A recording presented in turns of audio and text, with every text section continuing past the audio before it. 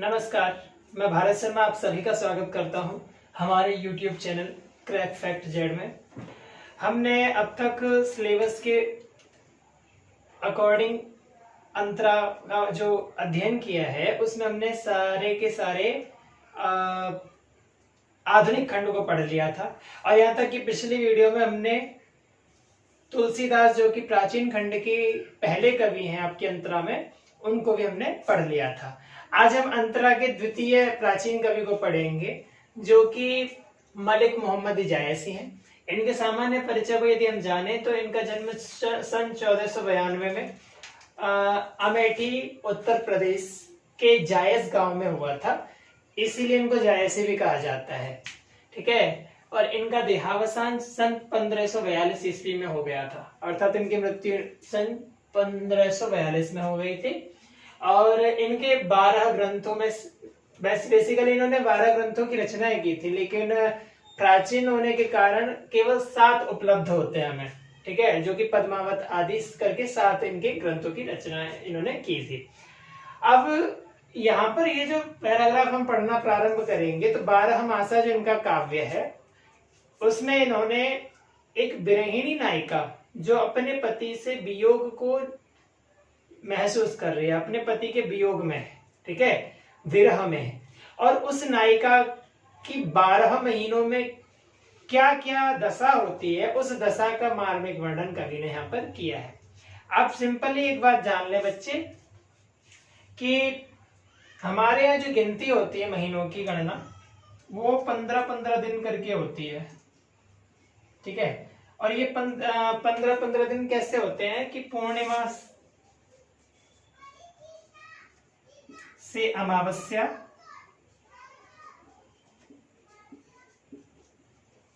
और फिर अमावस्या से फिर पूर्णिमा, ये इस सीक्वेंस में चलता जाता है कि पहले 15 दिन जो है मतलब चंद्रमा निकलना प्रारंभ होता है। ठीक है, प्रथमा द्वितीया करके ऐसे करके जो डेट चलती हैं, और एकादशी, द्वादशी, त्रयोदशी, चतुर्दशी और फिर पूर्णिमा। ठीक है, तो पूर्णिमा वाले दिन चंद्रमा गोल होता है, उसके बाद फिर वो गायब हो जाता है अमावस्या वाले दिन। ठीक है, फिर वो धीरे धीरे आना शुरू होता है। मतलब ऐसे 15-15 दिन के हमारे यहाँ ये जो जनवरी इत्यादि करके 31 के महीने होते हैं, ऐसे नहीं चलते हमारी गणना। ठीक है, हिंदू धर्म पद्धति के अंतर्गत ऐसे गणना चलती है। तो उसके अंतर्गत हमारे अगहन इत्यादि जो महीने होते हैं उनको गिना जाता है 15-15 दिन। माने जो जनवरी के 15 तारीख के बाद जो 15 से 30 और फिर 30 से 1 तारीख से 15 ऐसे करके हमारा एक महीना बनता है। ठीक है ना, तो कवि ने यहाँ पर जो वर्णन किया है वो अगहन का किया है। तो बेसिकली नायिका जो है वो है नागमती और वो अपने पति के वियोग में है। तो अगहन महीने को कहती है जो कि नवंबर, जिसमें ठंड प्रारंभ होती है। बेसिकली क्या होता है कि दीपावली की बाद, दीपावली की रात्रि से ही वैसे तो ठंड शुरू हो जाती है, लेकिन जब ठंड अपना विकट रूप प्रारंभ करती है तो वो महीना कौन सा लग जाता है, अगहन का। ठीक है, तो यहाँ तक मेरा ख्याल है कि वह महीना नवंबर होता है, क्योंकि अक्टूबर में पहले कई बार अक्टूबर में दीपावली पड़ जाती है और कई बार नवंबर में। तो यहाँ तक मेरा ख्याल है, लेकिन तो नवंबर का कवि ने वर्णन किया है। नवंबर और दिसंबर को मिलाकर के हमारा एक अगहन बनता है, यहाँ तक मेरा ख्याल है। ठीक है, तो यहाँ पर कवि कहते हैं कि अगहन देवस घटा निशिबाढ़ी। अच्छा, आप लोगों ने जब देवसेना का गीत पढ़ा था तो वो जो वियोग था, बेसिकली वो वियोग तो था, लेकिन वहां पर क्या था, कवि ने जो जयशंकर प्रसाद है वहां पर उन्होंने देवसेना के वियोग में, ठीक है, देवसेना के वियोग में वहां पर करुण रस का वर्णन किया था, लेकिन यहाँ पर श्रृंगार रस का वर्णन है, और श्रृंगार में विप्रलंब श्रृंगार का है। ठीक है, विप्रलंब श्रृंगार कब होता है, जब नायिका नायक बिछड़ जाते हैं। ठीक है, मतलब नायक नायिका को छोड़ के चला जाता है बेसिकली, तो ये विप्रलंब श्रृंगार है।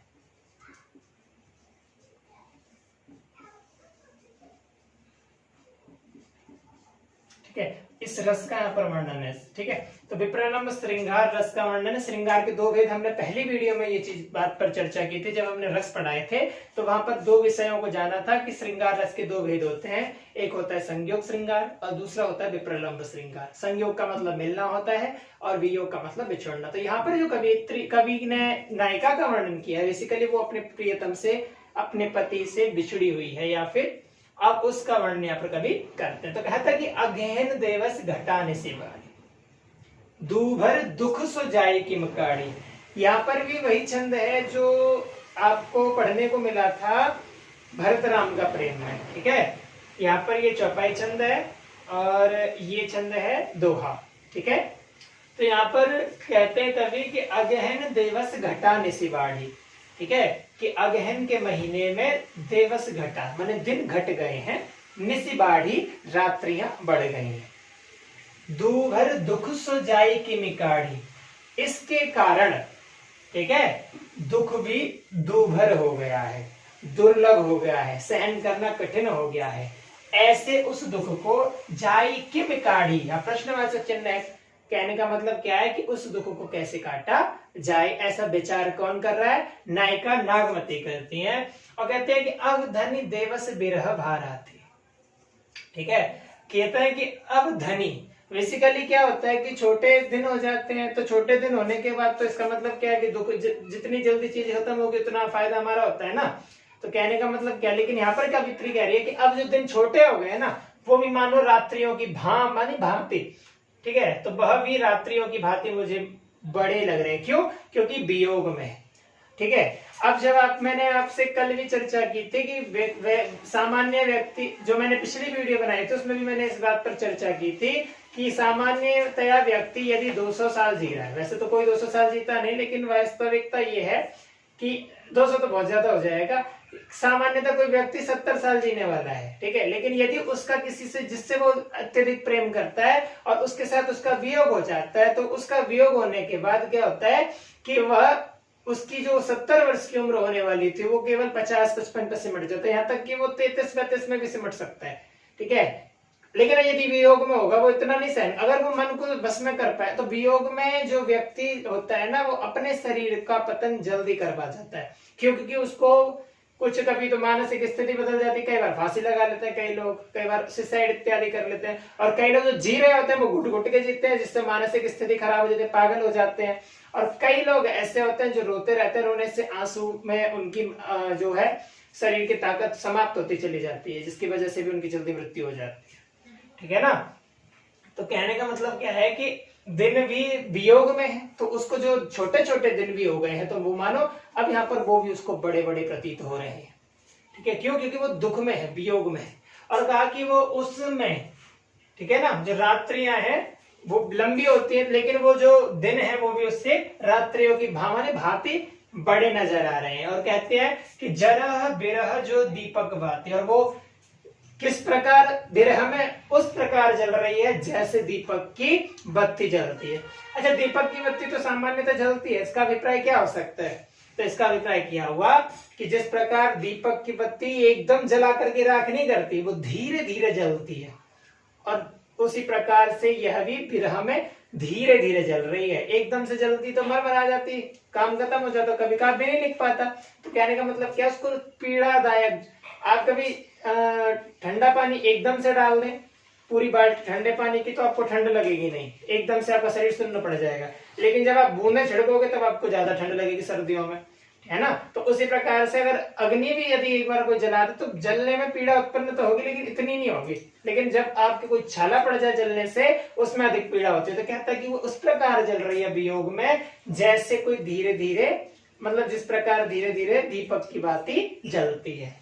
यहाँ पर रूपक अलंकार है कि वो कैसे जल रही है, कि मानो दीपक की बाती के समान वह जल रही है।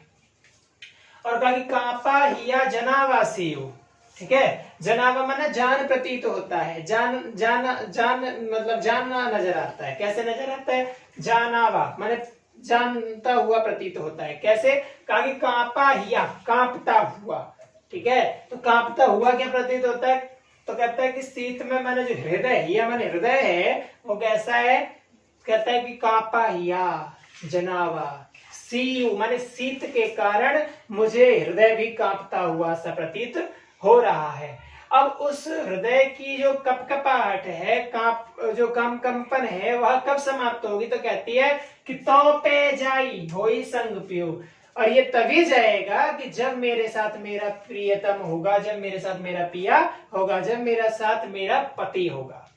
ठीक है, और कहता है कि घर घर चीर रचा सबका हो।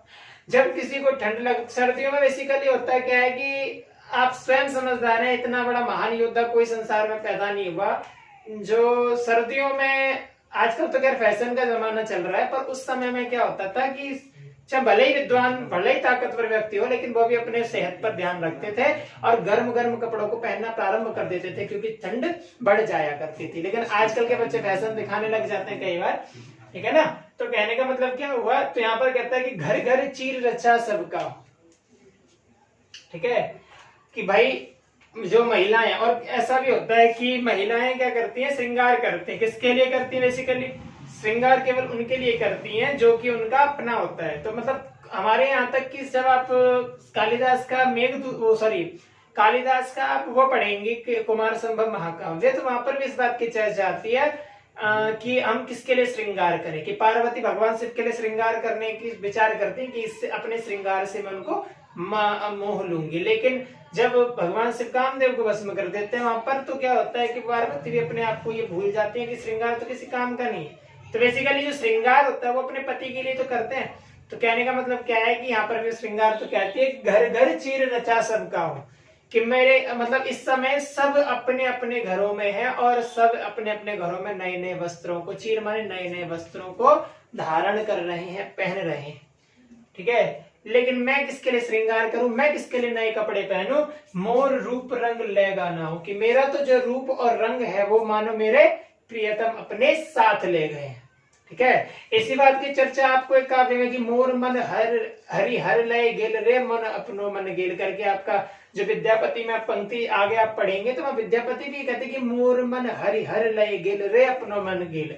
वहां पर विद्यापति ने भी इस बात की चर्चा की है कि राधा क्या करती है कि कहते कि मेरा मन तो ले गए साथ में भगवान श्री कृष्ण, और अपना भी मन मेरे, मतलब मुझे भी अपने साथ, मन को भी ले गए और अपने आप को भी ले गए, मेरे लिए तो अपना मन भी छोड़कर नहीं गए कि मुझे उनके साथ रह पाऊं। तो वहां पर भी इस बात की चर्चा आती है। और यहाँ पर भी कहते हैं कि मोर रूप रंग लेगा ना, कहने का मतलब है कि मैं यहाँ पर हूं तो, लेकिन मेरा जो शरीर है केवल वो शरीर मात्र रह गया, मेरा जो रूप और रंग है वह मन से यहाँ पर नहीं, वो तो मेरा साक्षात मेरा पति मुझसे ले गया है। क्यों?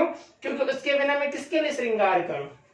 अच्छा, पहले की जो नारियां होती थी पतिव्रता होती थी, तो यहाँ पर भी प्रतिव्रता नारी का संक्षेप यहाँ पर कवि ने वर्णन किया, ऐसा प्रतीत होता है कि ये प्रतिव्रता है 100%, ठीक है ना। और कहा कि पलटे न बहुरा गाजो बिछोई, ठीक है, बिछोई माने बिछोड़ना, तो कहा कि पलटे न बहुरा गान बिछोई। कवि कहते हैं कि उसने पलट करके भी नहीं देखा मुझे, अर्थात अब वो पलट कर भी वापस नहीं आ रहा, जिस कारण हम दोनों बिछुड़ गए हैं, ठीक है। उसके न पलटने से मैं बिछुड़ता सा महसूस करती हूँ, और कैसा महसूस करती हूँ, और अब हूँ फिरे फिरे रंग सोई, कि वो अभी भी उनको आने की घर में सुध नहीं है, अब हूँ फिरे फिरे रंग सोई।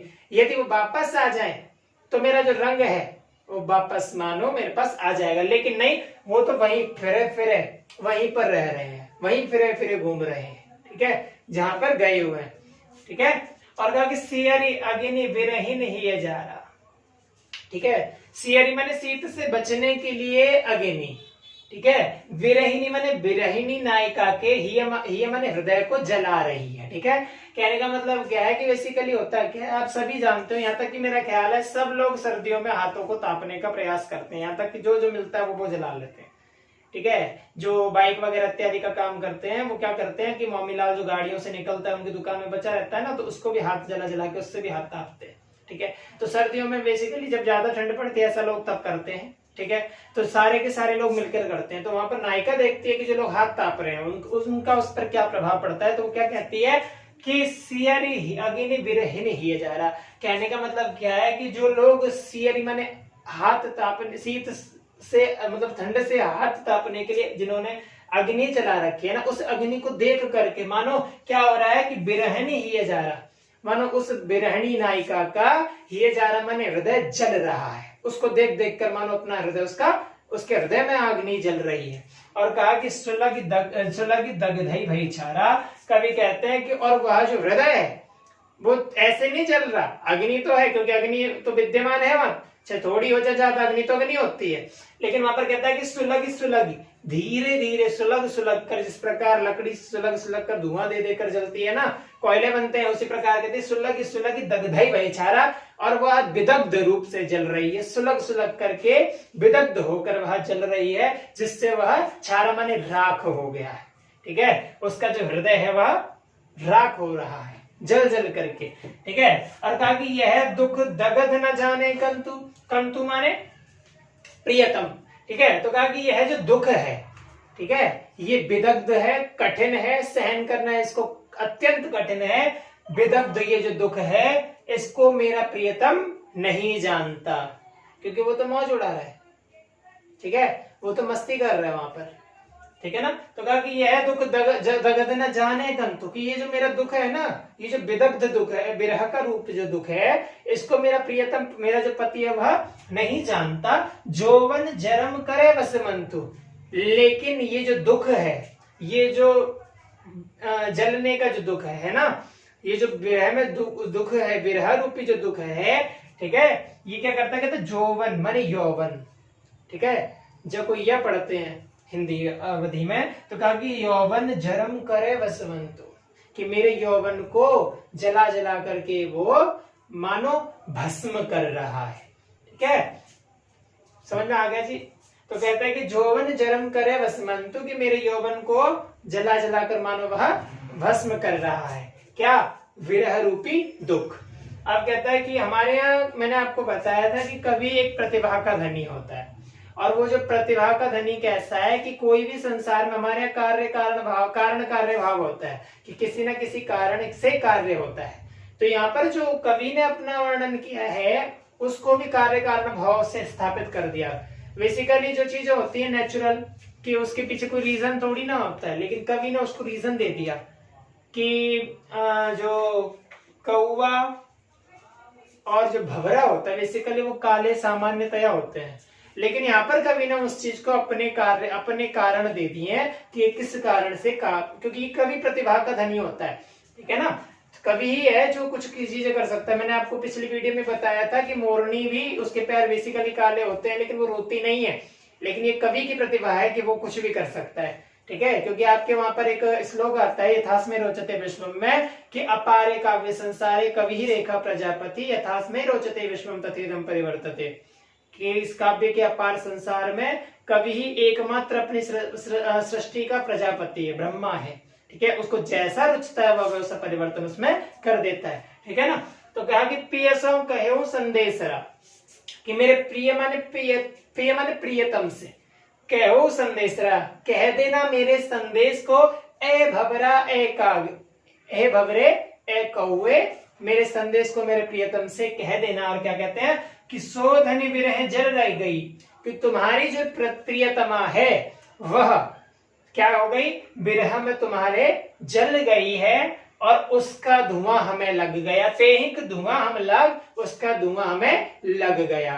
तो इसका अभिप्राय क्या हुआ, इसको स्पष्ट तो उन्होंने नहीं किया कि धुआं लगने से क्या, धुआं लगने से तो अगर विचार सामान्य व्यक्ति यदि सामान्य दृष्टिकोण से विचार करेंगे तो क्या होगा कि हमारी आंखों में आंसू निकल आएंगे, कहेंगे हमें दिखाई नहीं दे रहा इत्यादि इत्यादि। लेकिन नहीं, वो कहता है कि हमें धुआं लग गया से क्या अर्थ आ रहा है कि हम उसकी वजह से काले हो गए हैं।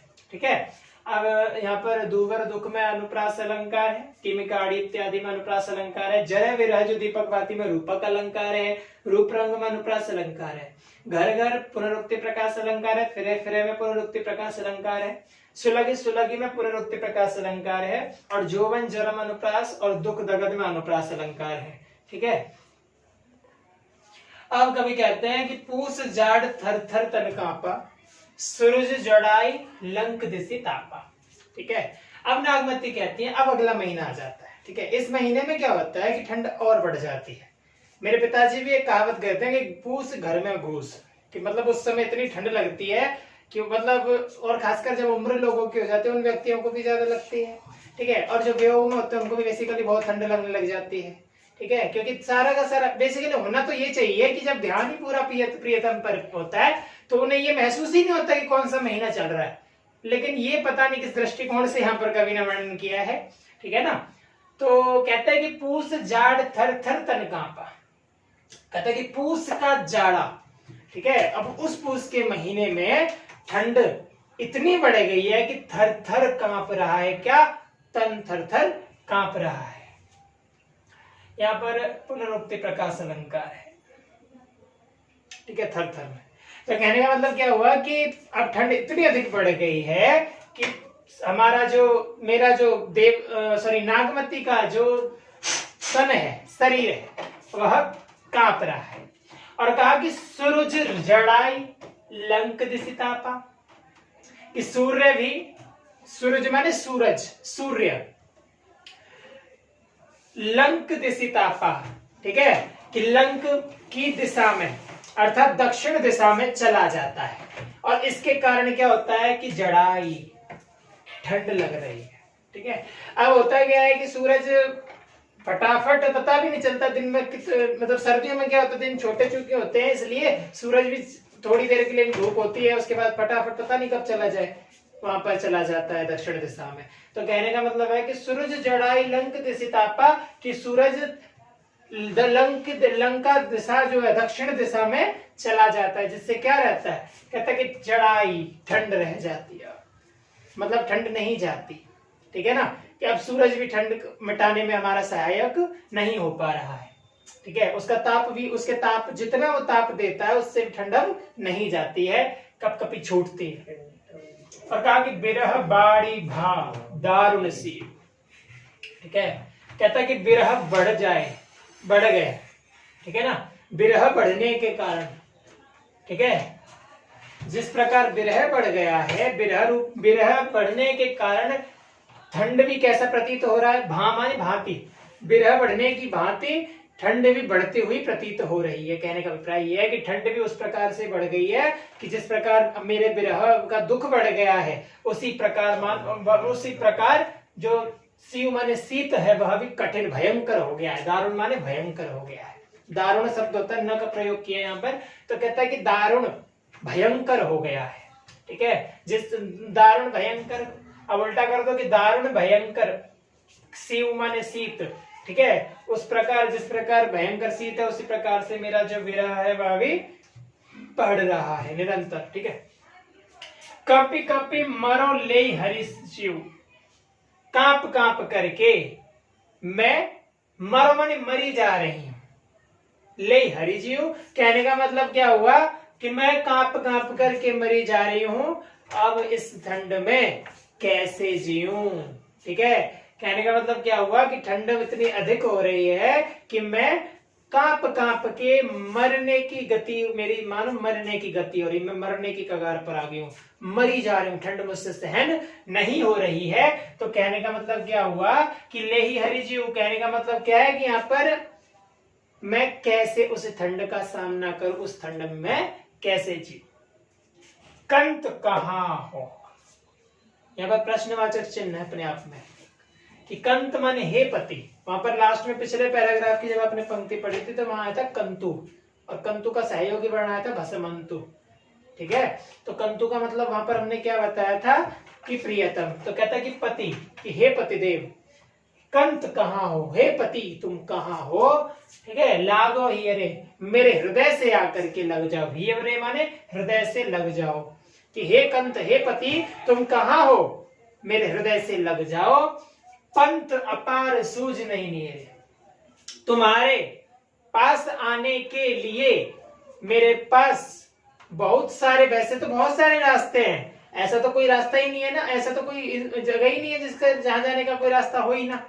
यहाँ तक कि अमेरिका, भारत अमेरिका से, अमेरिका से भारत, अमेरिका से भारत, भारत से अमेरिका, दक्षिण अफ्रीका, ऑस्ट्रेलिया इत्यादि लोग जाते हैं ना, तो उस काल में भी पानी का जहाज इत्यादि का कुछ ना कुछ तो होगा, ठीक है। छोटे मोटे ही होते होंगे लेकिन होते अवश्य होंगे। तो कहने का मतलब क्या है कि पंथ अपार सूझ नहीं नियरे, यहाँ पर कहता है कि पंथ माने मार्ग, अपार माने बहुत सारे हैं, ठीक है, लेकिन सूझ नहीं नियरे, कि तुम्हारे पास आने का मुझे कोई भी पथ माने कोई भी मार्ग नहीं सूझ रहा, मुझे कोई भी मार्ग दिखाई दे रहा नहीं है, ठीक है।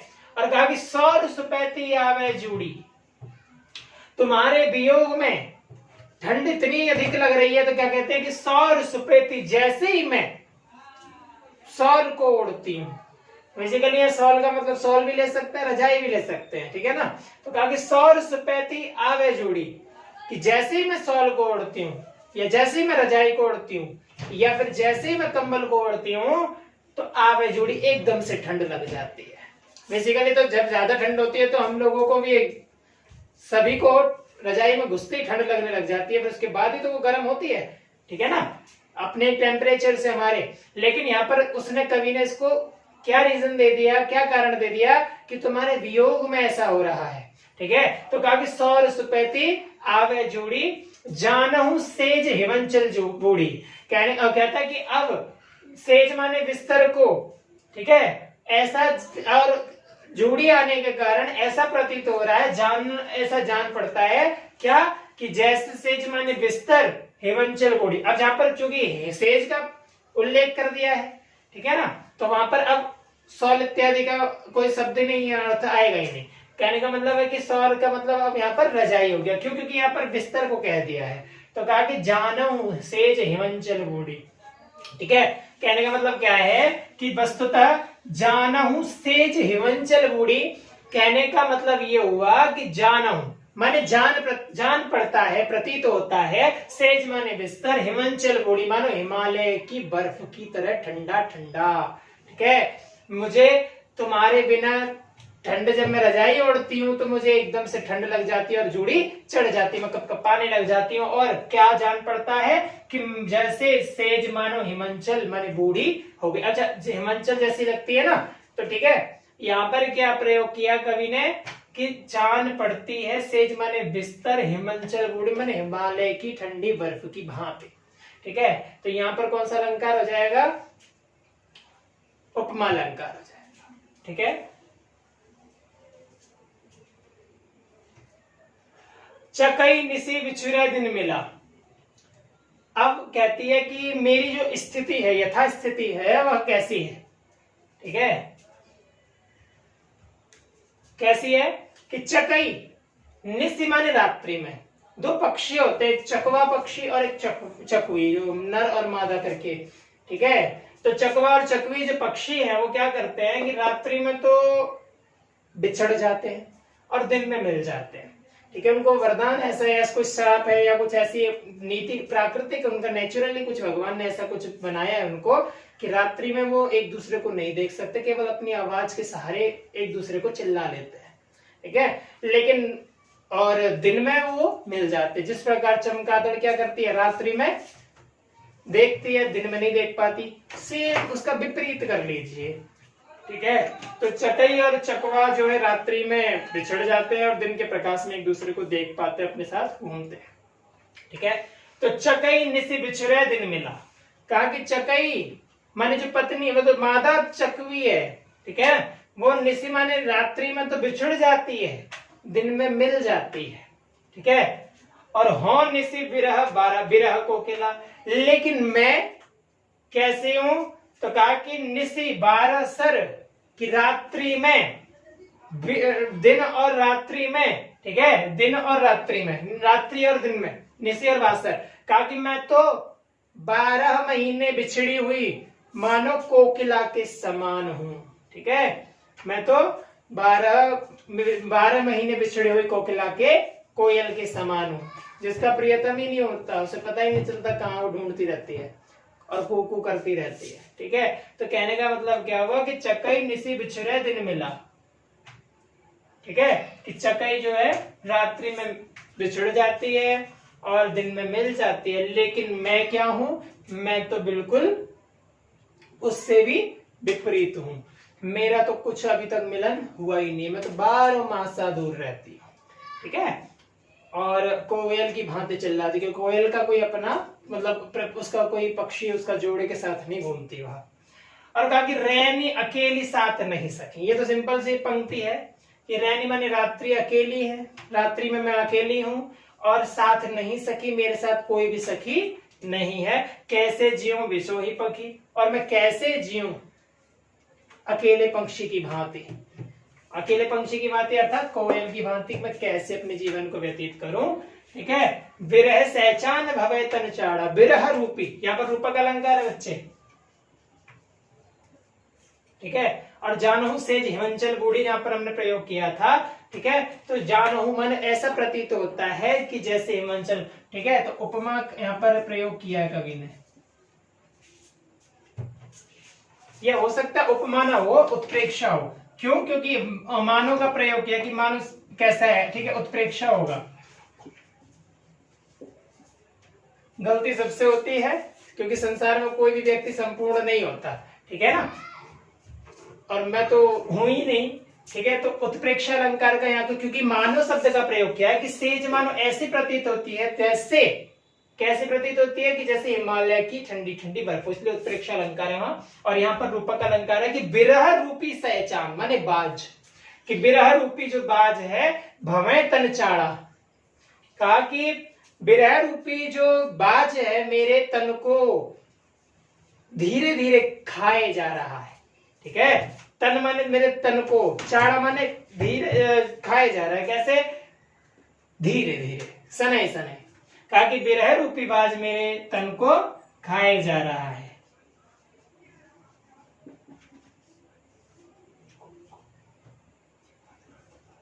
और कहता है कि जियत खाई मुंहे नहीं चाड़ा, बेसिकली जीते जीते मुझे खाया जा रहा है, ठीक है।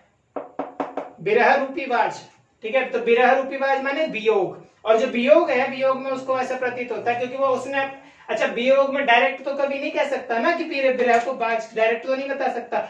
जब आप देखेंगे कि कोयल जब आकाश में घूम रही होती है तो छोटे छोटे कोयल छोटी चुकी होती है शरीर से, तो उसके पीछे बाज पड़ जाता है आकाश में, ठीक है। जहां से कोयल दिखाई देती है वो उसके पीछे पड़ जाता है। तो यहाँ पर उसने अपने आप को चूंकि कोयल बताया है, ठीक है, कोकिला बताया है, इसीलिए यहाँ पर कहता है कि बिरह रूपी बाज उसके शरीर को खाए जा रहा है, उसके पीछे पड़ा हुआ है। कहता है कि जियत खाए, उसे जीते जी खा रहा है, मुंहे नहीं छाड़ा, और मरने के बाद भी उसे मानो वह छोड़ेगा नहीं। यहाँ पर ये अपने पति से शिकायत कह रही है, कहते कि बिरह रूपी बाज मेरे शरीर को जीते जी तो खाया जा रहा है, और मेरे ख्याल से मरते हुए भी मुझे वह छोड़ेगा नहीं, ठीक है। अब कहता है कि रक्त ढरा मासु गरा, ठीक है, कि रक्त माने जो हमारा खून है, कि ब्लड है, रक्त वह बह गया है, ढह गया है। मासु गरा, और जो मांस है वह कमजोर होने के कारण गल गया है। हाड़ भय सब शंख, और मेरे शरीर की जो हड्डियां मुझे दिखाई दे रही हैं, ऐसा प्रतीत होता है कि मानो शंख की भांति अब सफेद सफेद मेरी हड्डियां भी शरीर से मुझे निकलती हुई प्रतीत हो रही है, जहां तक मेरे शरीर में हड्डियां दिखाई दे रही हैं। धनी सारस हो रही लड़ी, ठीक है, आई समेटहु पंख, ताकि धनी सारस, रोक दिए वाला पैराग्राफ, और इसकी कैसे नहीं, रकत डरा मासु गरा, हाड़ भये सब शंख, धनी सारस होरी रही, मुई आई समेटो पंख, ठीक है। कहते हैं कि अब यहाँ पर कहती है कि रकत ढरा मासु गरा, कहा कि मेरा रक्त जो है वह मेरे शरीर में अब रक्त नहीं है, ठीक है, ढह गया है, रक्त समाप्त हो गया है। और उसके कारण क्या हो गया, कहते मासु गड़ा, कि मांस भी अब गल गया है। हाड़ भये सब शंख, कि मेरे जो शरीर की हड्डियां हैं, हड्ड, ठीक है, हाड़ माने हड्डियां हैं, वह शंख की भांति दिखाई देने लगी हैं, शंख की भांति सफेद सफेद पतली पतली हो गई हैं। और कहा कि धनी सारस होई रही, मुई आई समेटो पंख। होता क्या है कि जब सारस और जो उसकी मादा सारस होती है, वह जब आपस में दूर हो जाते हैं ना, तो वो पुकारती है, और पुकारने के बाद फटाफट से सारस अपनी उसकी बात को सुनता है और फटाफट उसके पास चला जाता है। तो उसके वियोग को वो क्षण भर में दूर कर देता है, क्योंकि वो आपस में ही रहते, साथ रहते हैं वो ज्यादातर। लेकिन अगर वो ज्यादा दूरी सहन नहीं कर पाती, ऐसा कवियों ने प्रयोग किया है, वास्तव में ऐसा कोई वो नहीं है, ठीक है। कुछ चीजें ऐसी हैं जो कवि के संसार में केवल होती है, ठीक है, और वास्तविकता से उसका कोई संबंध नहीं होता। तो कहने का मतलब क्या है कि उस पर कवि यहाँ पर कहते हैं कि धनी सारस होई रही, कि मैं सारस की, मादा सारस की भांति पुकार रही हूं, मुई आई समेटहु पंख, तुम आकर के मेरे पंखों को समेट लो। जिस प्रकार से सारस की पत्नी अर्थात मादा सारस जब अपने सारस को पुकारती है तो वो आकर उसको पकड़ लेता है, उसके पास आकर उसका वियोग मिटा देता है, उसी प्रकार मैं भी सारस की मादा सारस की भांति चिल्ला रही हूँ, आओ और तुम भी मेरे पंखों को समेट दो। ठीक है। थर में पुनरुक्ति प्रकाश अलंकार है, कपि कपि में पुनरुक्ति प्रकाश अलंकार है, नहीं नियरे में अनुप्रास अलंकार है। ठीक है। और जानहु सेज हिमंचल मुड़ी में उत्प्रेक्षा अलंकार है, बासर विरह में अनुप्रास अलंकार है। ठीक है। और रूपक अलंकार है, विरह सहचान भवे तन चाड़ा। इस पूरी पंक्ति में यहां तक, ठीक है, इस पूरी पंक्ति में रूपक अलंकार है। धन्यवाद।